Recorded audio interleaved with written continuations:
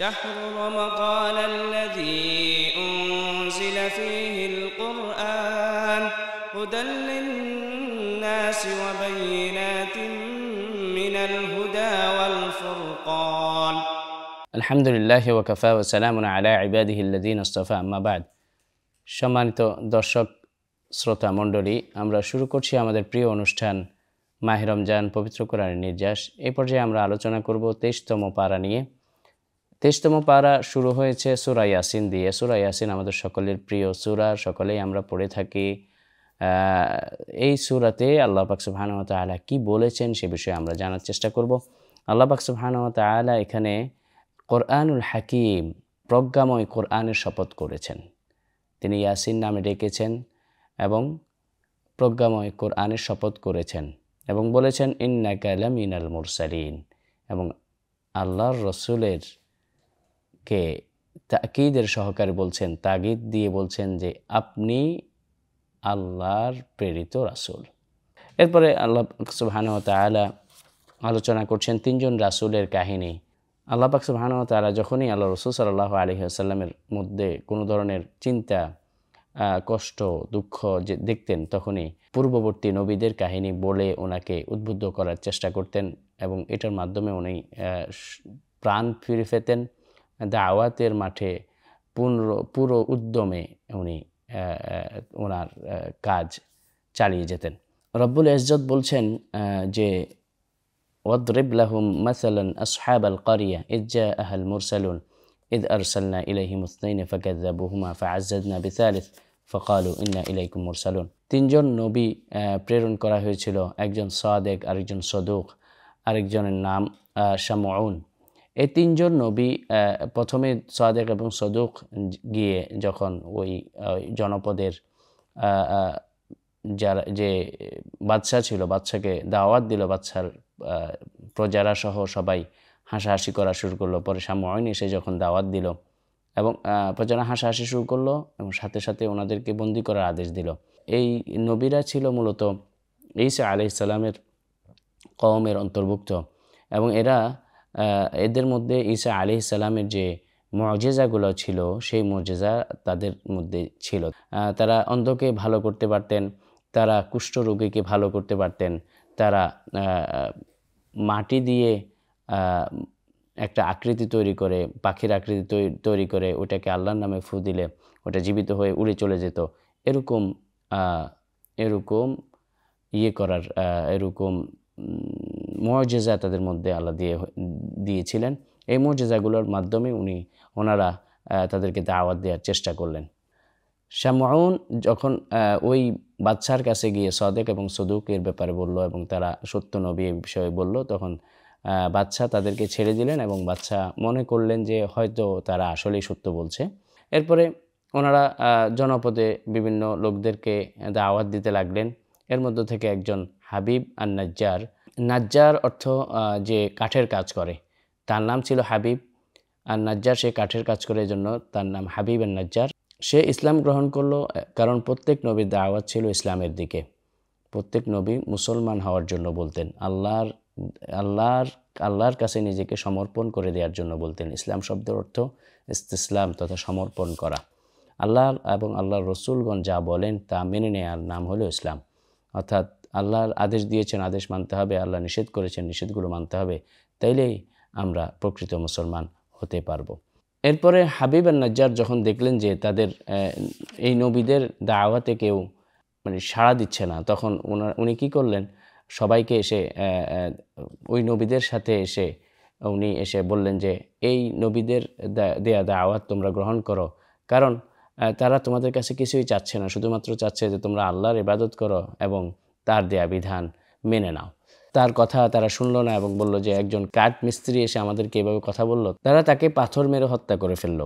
পাথর মেরে হত্যা করার পরে হত্যার পরবর্তী জীবন সম্পর্কে আল্লাহ সুবহানাহু ওয়া তাআলা এখানে জানিয়ে দিচ্ছেন, বলছেন কিলা দুখুলিল জান্নাহ ক্বালা ইয়া লাইতা কওমি ইয়ালামুন। ওনাকে আল্লাহ পাক সুবহানাহু ওয়া তাআলা বলছেন যে তুমি জান্নাতের নিয়ামত ভোগ করো। যদিও উনি কোথায় ছিলেন? কবরে ছিলেন। আমরা জানি যে আল্লাহ রাসূল সাল্লাল্লাহু আলাইহি ওয়াসাল্লাম বলেছেন যারা জান্নাতি হবে কবরের সাথে এবং জান্নাতের সাথে লাইন করে দেওয়া হবে, তারা জান্নাতের নিয়ামত ভোগ করতে থাকবে। তখন উনি যখন জান্নাতের নিয়ামত দেখলেন তখন বললেন যে ইয়া কিলা দুখুলিল জান্নাহ ক্বালা ইয়া লাইতা কওমি ইয়ালামুন, যদি আমার কওম, আমার জাতি আমার এই সুন্দর নেয়ামতগুলো সম্পর্কে, এই এত নেয়ামত রাজি, যে নেয়ামত রাজিতে আমি আছি, এগুলো যদি তারা দেখত তাহলে অবশ্যই তারা ঈমান আনত। মৃত্যুর পরেও উনি কামনা করছিলেন যে ওনার কওম যেন ঈমান আনে, ওনার কওম যেন নেয়ামত ভোগ করতে পারে। এরপরে মুশরিকদের পরিণতি সম্পর্কে আল্লাহ পাক সুবহানাহু ওয়া তাআলা বলতেছেন, ওমা আনজালনা আলা কওমিহি মিন বা'দিহি মিন জুনদিন মিনাস সামাই ওমা কুন্না মুনজিলিন। এরপরে যখন তারা নবীদের সাথে খারাপ আচরণ করলো, ওই কওমের উপরে আল্লাহ কি করছেন, আযাব প্রেরণ করলেন, যেগুলা আল্লাহ আসমান থেকে ফেরেশতাকুল নাজিল করে, যে আযাবের ফেরেশতা নাজিল করে, ওমা কুন্না মুনজিলিন, এর আগে কখনো এরকম ফেরেশতা নাজিল হয়নি। মানে অর্থাৎ এরকম আযাবের ফেরেশতা সবসময় নাজিল হয়, কিন্তু এই জনপদে যে ধরনের আযাবের ফেরেশতা প্রেরণ করা হয়েছিল, এর আগে এই ধরনের আযাবের ফেরেশতা কখনো নাজিল হননি। কিয়ামতের দিন হাত পায়ের সাক্ষ্যদানের ব্যাপারে আল্লাহ পাক সুবহানাহু ওয়া তাআলা, যেহেতু এখানে আযাবের কথা বলা হয়েছে, এরপরে কিয়ামতের কথা বলা হচ্ছে, শুধু দুনিয়ার আযাবের কথা নয়, কিয়ামতে কি আযাব দেওয়া হবে ওই বিষয় সম্পর্কে এখানে জানিয়ে দেওয়া হচ্ছে। কিয়ামতে তাদের অবস্থা কী হবে সেই বিষয় সম্পর্কে জানিয়ে দেওয়া হচ্ছে। কারণ কিয়ামতের দিন যখন তাদেরকে প্রশ্ন করা হবে, তখন তারা মিথ্যা বলতে থাকবে, যে এই কাজটি করেছো, বলবে যে না আমরা এটা করিনি, কখনো করিনি। তখন আল্লাহ সুবহানাহু ওয়া তাআলা তাদের মুখ বন্ধ করে দিয়ে, তাদের হাত পা শরীরের অঙ্গ প্রত্যঙ্গ এগুলো দিয়ে সাক্ষী দেয়াবেন। যেমন এখানে বলছেন, আল-ইয়াওমা নাখতিমু আলা আফওয়াহিহিম ওয়া তুকাল্লিমুনা আইদিহিম ওয়া তাশহাদু আরজুলুহুম বিমা কানু ইয়াকসিবুন। মুশরিকদের আপত্তি এবং তার খণ্ডন সম্পর্কে এখানে বলছেন, ওমা আল্লামনাহু আশ-শি'রা ওয়া মা ইয়ানবাগি লাহু ইন হুয়া ইল্লা যিকরুন ওয়া কুরআনুম মুবিন। আল্লাহ রাসূল সাল্লাল্লাহু আলাইহি ওয়াসাল্লাম তাদেরকে যখনই কোরআন তিলাওয়াত করে শোনাতেন, বিশেষ করে সূরাতে ইয়াসিন আমরা দেখি, ইয়াসিন ওয়াল কুরআনিল হাকিম ইন্নাকা লামিনাল মুরসালিন, খুব সুন্দর মনে হয়, দেখতে যেন একটা আরেকটার সাথে মানে মিল খাচ্ছে, যে কবিতা যেরকম গানের কলি যেরকম মিল খায় একটা আরেকটার সাথে, এরকম মিল খাচ্ছে। যে সুন্দর সুন্দর আয়াত দেখে ওরা বলল যে এটা তো শায়ের, মানে যে কবি শায়ের, উনি রাসূল সাল্লাল্লাহু আলাইহি ওয়াসাল্লাম শায়ের, আর এটা হলো শায়ের। তো আল্লাহ পাক সুবহানাহু ওয়া তাআলা তাদের এই দাবিকে খণ্ডন করে বললেন যে না, আমি রাসূলকে শায়ের হিসেবে প্রেরণ করিনি, রাসূলকে সতর্ককারী হিসেবে প্রেরণ করেছি। আর উনি শায়ের হওয়ার ওনার জন্য এটা সাজে না, উনি তার চাইতে অনেক বেশি উচ্চ মর্যাদার লোক। মুশরিকদের বোকামি সম্পর্কে বলা হচ্ছে, আওয়ালাম ইয়ারাল ইনসানু আন্না খালাকনাহু মিন নুতফাতিন ফাইযা হুয়া খাসিমুম মুবিন। আল্লাহ রাসূল সাল্লাল্লাহু আলাইহি সাল্লামের সাথে এসব বিষয় নিয়ে তারা ঝগড়ায়, এইসব দুনিয়া আখিরাত কিয়ামত এইসব বিষয় নিয়ে তারা সবসময় ঝগড়ায় লিপ্ত হতো, আল্লাহ রাসূলকে বিভিন্ন ধরনের কষ্ট দিত। এজন্য তারা এখানে বলা হচ্ছে যে আওয়ালাম ইয়ারাল ইনসানু, আমি কি মানুষকে সৃষ্টি করিনি, মানব জাতিকে সৃষ্টি করিনি, মিন নুতফা, একেবারে বীর্য দিয়ে শুক্রাণু দিয়ে সৃষ্টি করেছি, ফাইযা হুয়া খাসিমুম মুবিন, এত বেশি ঝগড়া করে এরা, এদের শুক্রাণুতে এত ছোট অবস্থা থাকার পরেও তারা কিভাবে আল্লাহ তাদেরকে বড় করেছে, এই বড় করার নেয়ামত তারা স্বীকার না করে তারা ঝগড়া করে। এই বিষয় সম্পর্কে আল্লাহ সুবহানাহু ওয়া তাআলা জানিয়ে দিচ্ছেন। এর মাধ্যমে আমরা সূরাতুল ইয়াসিন শেষ করছি। সূরাতুস সাফফাতে আমরা যাব। সূরাতুস সাফফাতে আল্লাহ সুবহানাহু ওয়া তাআলা আলোচনা করছেন আস-সাফফাতি সাফফা ফাজ্জাজিরাতি জাজরা। এখানে অনেকগুলো শপথ করছেন, ফাত্তালিয়াতি যিকরা ইন্না ইলাহাকুম লাওয়াহিদ। তিনটি শপথ করার পরে তিনি বলছেন, ইন্না ইলাহাকুম লাওয়াহিদ, আপনার রব একজনই, ইন্না ইলাহাকুম, তোমাদের রব একজনই, তিনি হলেন আল্লাহ সুবহানাহু ওয়া তাআলা, তার সাথে কারো শরীক করো না। তারপরে তিনি জান্নাতীদের আলোচনা করছেন, বলছেন, উলাইকা লাহুম রিজকুম মা'লুম ফাওয়াকিহু ওয়া হুম মুকরামুন ফি জান্নাতিন নাঈম। জান্নাতীরা জান্নাতে কী ধরনের নিয়ামত পাবে এ বিষয়ে আল্লাহ পাক সুবহানাহু ওয়া তাআলা আলোচনা করছেন। এরপরে জাহান্নামীদের আলোচনা করছেন, বলছেন, আযালিকা খায়রুন নুজুলান আম শাজারাতুজ যাকুম। আমরা দেখেছি পুরা কোরআনে পাকে যে যেখানেই জান্নাতীদের আলোচনা হয়েছে, জাহান্নামীদের আলোচনা পরবর্তীতে আসছে, অথবা জাহান্নামীদের আলোচনা আগে আসছে, পরবর্তীতে জান্নাতীদের আলোচনা আসছে। এটা আল্লাহ পাক সুবহানাহু ওয়া তাআলা সুন্নাহ ফি কোরআন কারীম, এটা ওনার সুন্নত, কোরআনের মধ্যে এটা ওনার সুন্নত। এরপরে তিনি বিভিন্ন সময় বিভিন্ন নবীদের কাহিনী আলোচনা করে আল্লাহ রাসূল সাল্লাল্লাহু আলাইহি ওয়াসাল্লামের অন্তরকে শক্ত করতেন। তিনি মাঝে মাঝে কষ্টে দুঃখে বিমর্ষ হয়ে থাকতেন। এজন্য আল্লাহ রাসূল সাল্লাল্লাহু আলাইহি ওয়াসাল্লামকে এটার দ্বারা উনি উজ্জীবিত করতেন। যেমন নূহ আলাইহিস সালামের কাহিনী এখানে বলছেন, ওয়ালাকাদ নাদাইনা নূহুন ফালানি'মাল মুজিবুন।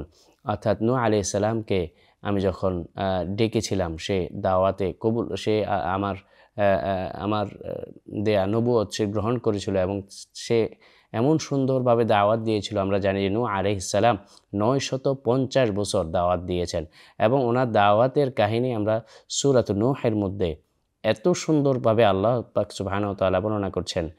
নূহ আলাইহিস সালাম আল্লাহর কাছে বলছেন, আর আল্লাহর কাছে এটা এত পছন্দ হয়েছে, তিনি এটা একটি সূরা আকারে নবী মুহাম্মদ সাল্লাল্লাহু আলাইহি ওয়াসাল্লামের জন্য নাজিল করে দিলেন। এর পরবর্তীতে উনি আলোচনা করছেন ইব্রাহিম আলাইহিস সালাম, ওয়া ইন্না মিন শিয়াতিহি লা ইব্রাহিম ইয জাআ রাব্বাহু বিকলবিন সালিম। আমরা জানি নূহ আলাইহিস সালাম ইব্রাহিম আলাইহিস সালামের সন্তানদের থেকে সন্তানদের ওরসে যে যে জাইল যে জাতি পরবর্তীতে দুনিয়াতে থেকেছিল, সেই জাতির মধ্য থেকে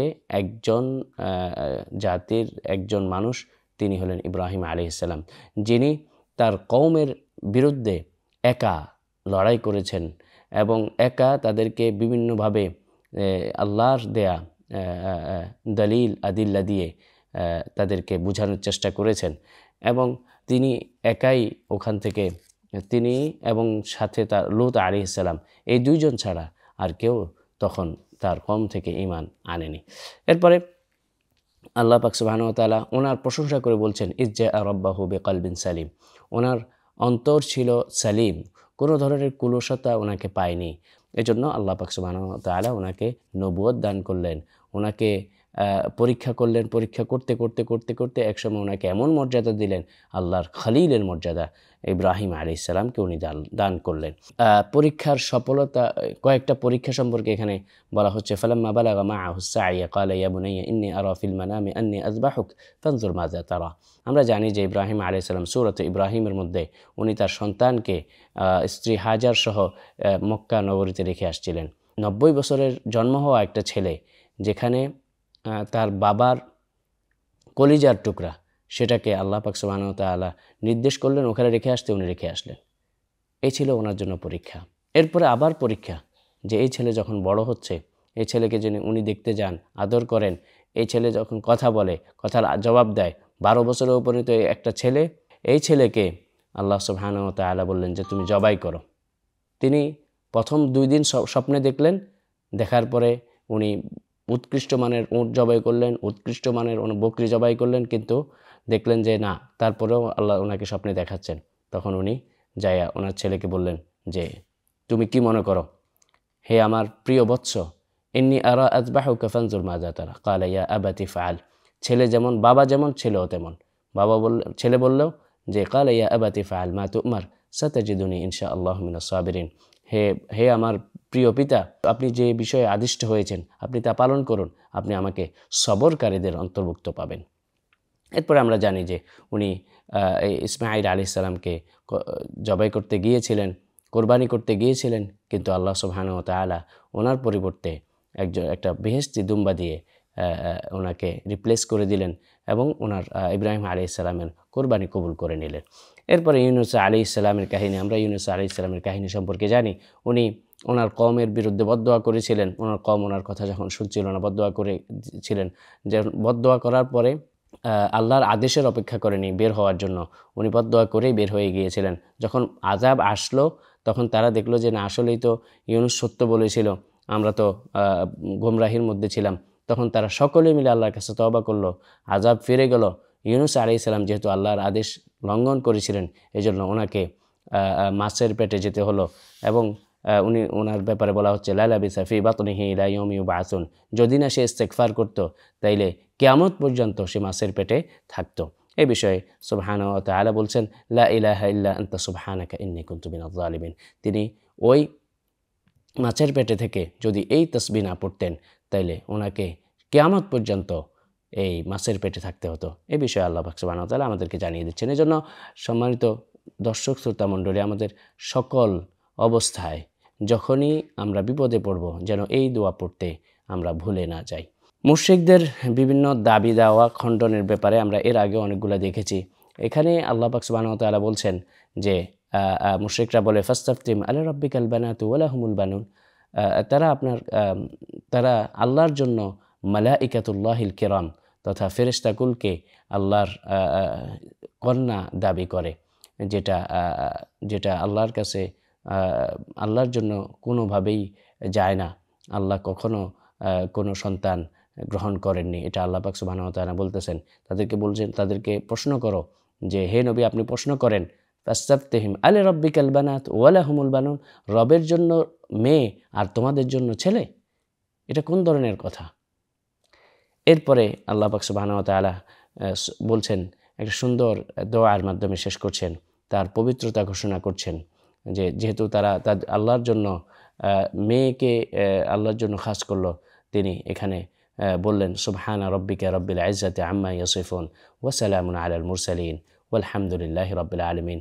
তিনি নিজের পবিত্রতা নিজে ঘোষণা করছেন এবং বলছেন ওয়াসালামুন আলাল মুরসালিন, নবীদের উপরে সালাম পেশ করছেন নিজে এবং বলছেন ওয়ালহামদুলিল্লাহি রাব্বিল আলামিন, নিজের প্রশংসা নিজে করছেন, বলছেন সকল প্রশংসা ওই মহান রবের যিনি সারা জাহানের প্রতিপালক।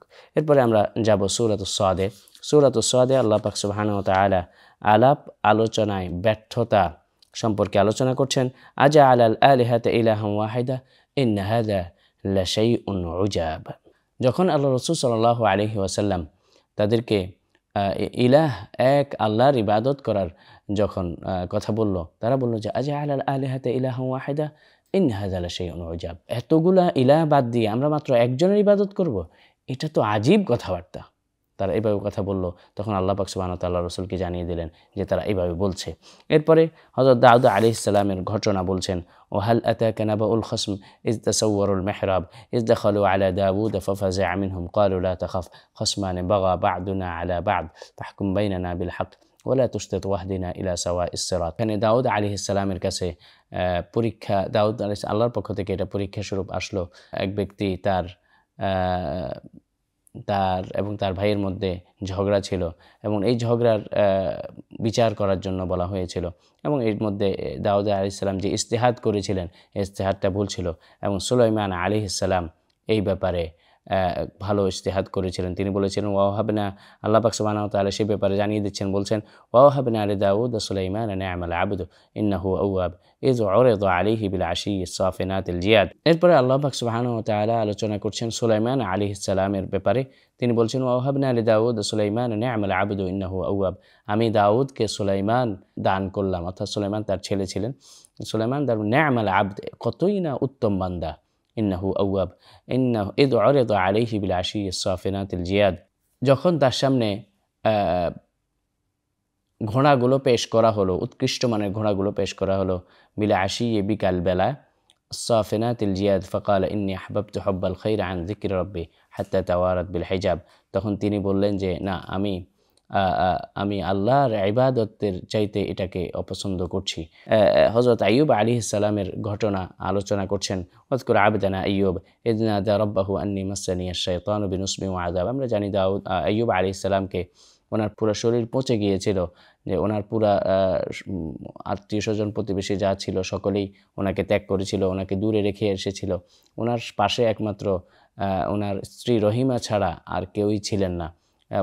রহিমা ওনার খেদমত করেছিলেন এবং পরবর্তীতে আল্লাহ পাক সুবহানাহু ওয়া তাআলা ওনাকে ওনার দোয়ার বদৌলতে আল্লাহ পাক সুবহানাহু ওয়া তাআলা ওনাকে এই পরীক্ষা থেকে মুক্ত করলেন এবং ওনাকে আগের চাইতেও বেশি সম্পদ দান করলেন।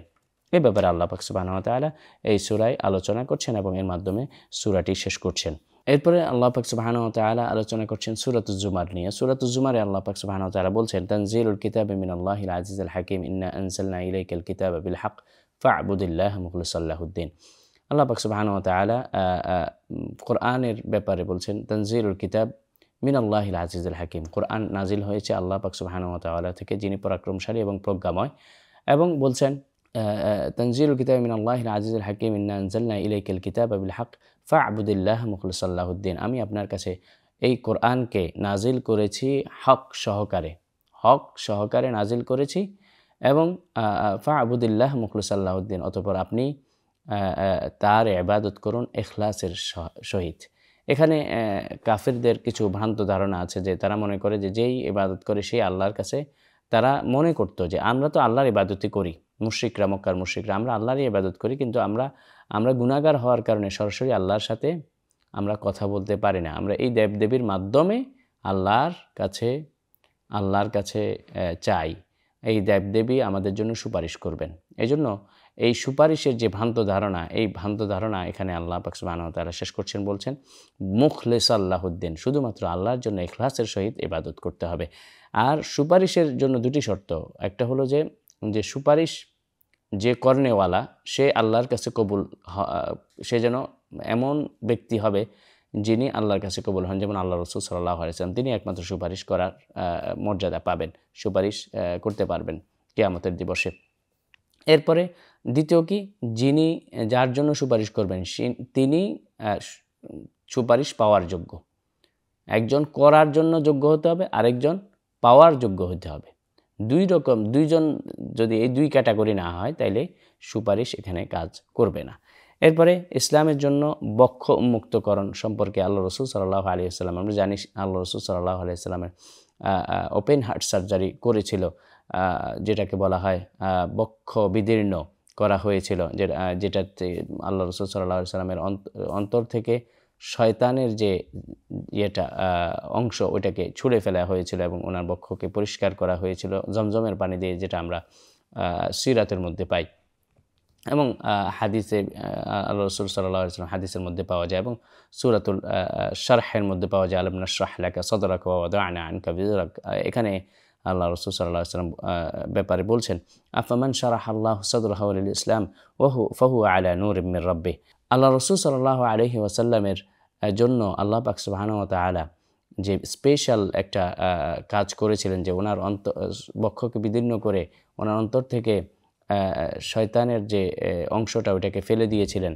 এজন্য এটার মাধ্যমে আল্লাহ রসুলকে আল্লাহ পাক সুবহানাহু ওয়া তাআলা প্রস্তুত করেছিলেন ইসলামের জন্য, ইসলামের দাওয়াতের জন্য, শেষ নবী হিসেবে ওনাকে ইখতিয়ার করেছিলেন। তাওহীদবাদী এবং মুশরিকদের দৃষ্টান্ত সম্পর্কে বলছেন, দরাবাল্লাহু মাসালাল লিল্লাযিনা মাসালা রাজুলান ফিহি শুরাকাউ মুতাশাকিসুনা ওয়া রাজুলান সালামান লিরাজুল হাল ইয়াস্তাওয়ায়ানি মাসালা আলহামদুলিল্লাহি বাল আকসারুহুম লা ইয়ালামুন। বলছেন এক ব্যক্তির একটি গোলাম রয়েছে, সে তার মুনিবের জন্য একনিষ্ঠভাবে কাজ করে, আরেকটা গোলাম তার অনেকগুলো মুনিব রয়েছে, সে কখনো এই মুনিবের কথা শুনতে হয়, কখনো ওই মুনিবের কথা শুনতে হয়, কখনো এই কাজ করতে বলে এই কাজ, সাথে সাথে আরেকজন আরেকটা কাজ করতে বলে, এভাবে করে সে তার কাজগুলো ঠিকঠাক মতো আঞ্জাম দিতে পারে না। এজন্য আল্লাহ পাক সুবহানাহু ওয়া তাআলা এখানে বোঝাতে যাচ্ছেন, যে ব্যক্তি এক আল্লাহর ইবাদত করে তার জন্য ইবাদত করা সহজ, আর যে ব্যক্তি বিভিন্ন দেবদেবী মূর্তি পূজা সহ এই ধরনের কাজ করে তার জন্য ইবাদত করা কঠিন। কারণ সে কখনো এই দেবীর পূজা করতে হয়, কখনো ওই দেবের পূজা করতে হয়, এভাবে করে করে তাদের পূজা এবং ইবাদতের মধ্যে তাদের পূজা অর্চনা যেগুলা বলে এগুলা তার ঠিকঠাক মতো করে উঠতে সক্ষম হয় না। অর্থাৎ এক আল্লাহর ইবাদতই এখানে মুখ্য উদ্দেশ্য। আল্লাহ পাক সুবহানাহু ওয়া তাআলা এই ধরনের উদাহরণ দিয়ে মানুষকে বোঝানোর চেষ্টা করতেছেন যে এক আল্লাহর ইবাদত করতে হবে। এরপরে আল্লাহ পাক সুবহানাহু ওয়া তাআলা এই আলোচনার মাধ্যমে তাওহীদকে মানুষের অন্তরে প্রতিষ্ঠিত করার চেষ্টা করছেন এবং মানুষকে বোঝানোর চেষ্টা করছেন রাসূলের মাধ্যমে, যে কোরআনের মাধ্যমে, যে কোরআন পড়ো, কোরআনকে বুঝো, এই কোরআন তোমাদের অন্তরের জন্য হেদায়েত স্বরূপ। আল্লাহ আমাদেরকে এই কোরআনকে নূর কলব হিসেবে কবুল আর মঞ্জুর করুন। বলুন আমিন।